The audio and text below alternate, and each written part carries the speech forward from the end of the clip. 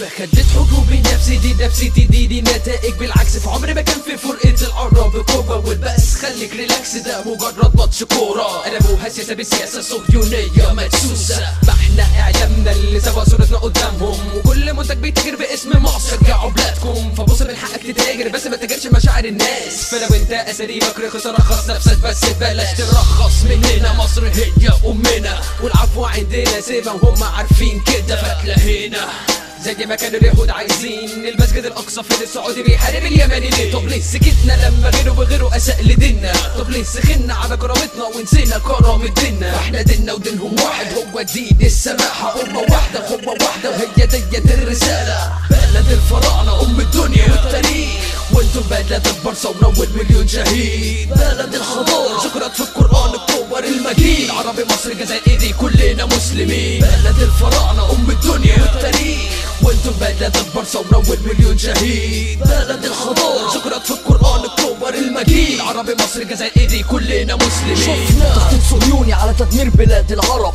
كنا أمة واحدة قبل ظهور وسواس الغضب فتحول الأمان. طب فين الأمة العربية اللي كنت بشوفها زمان؟ حولناها العنصرية، قلوب مليانة بالعدوان، أساليب كتيرة وحشية والحكم يبقى لمين؟ تأسيس القاعدة الأساسية، فانتشرت الذبايح بين الأمة الإسلامية. حبل العروبة اتنسى قلت بينا المصداقية، باب الوفاء اتقفل جيراننا ظهروا بالجسية. بتكلم باسم النسر باسم كل مواطن مصري، هنضحي في سبيل بلادنا عمر العالم هيبقى محمي.